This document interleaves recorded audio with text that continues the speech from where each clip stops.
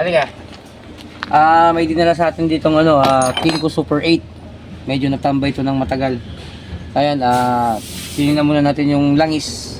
Yung langis niya talagang iba na ang pagkakakulay. Natin naman yung filter. Ay, Diyos ko po. Barado pa sa ilong na may sipon. Ayan. Ayan, bubuksan natin para makita natin ang loob.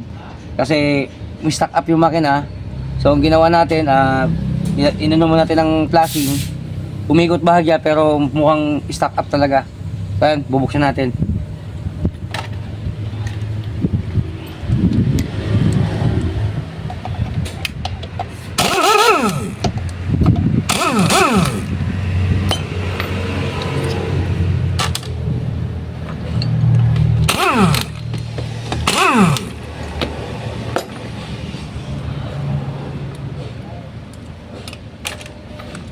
Dukutin na dukutin ito mga boss.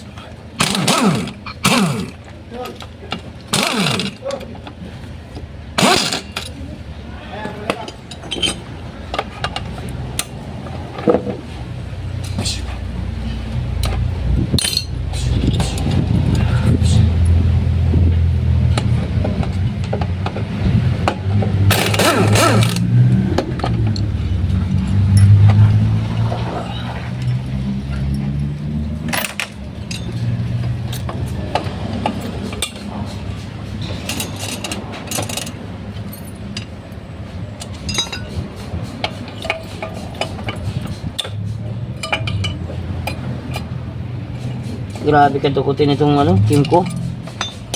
Talagang sinafety nila yung wire ng kuan. Iwas ipit talaga. Okay. Ito yung stator.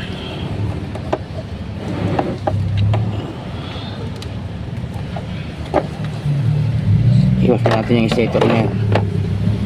Okay.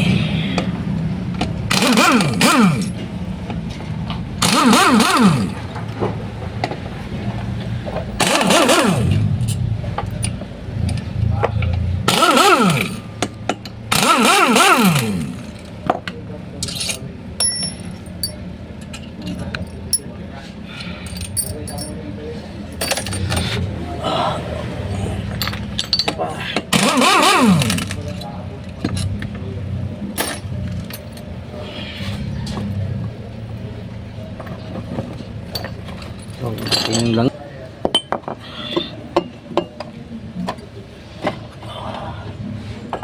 Oh, wow. Oh. Kita niyo yung kanyang engine oil. Siguro na-stock to, nag-overflow, pumasok lahat sa loob ng makina ang gasolina. Naiga, parang ayun oh. Post mo, ayun oh.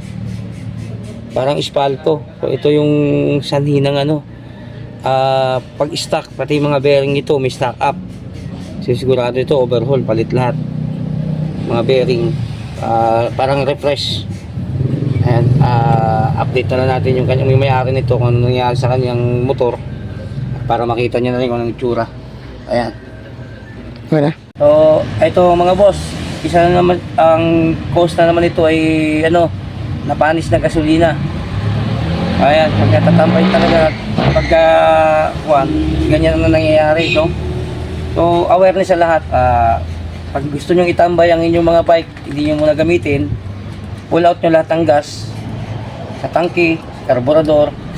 Ayan, para maiwasan ng mga gatong serye. Ayan, malalang gastos na naman ito. Sigurado, mahal pa naman ang piyesa ng Kingko. So, ayan, awareness lang sa lahat ha. Pagka itambay yung motor, pull out lahat ng gas.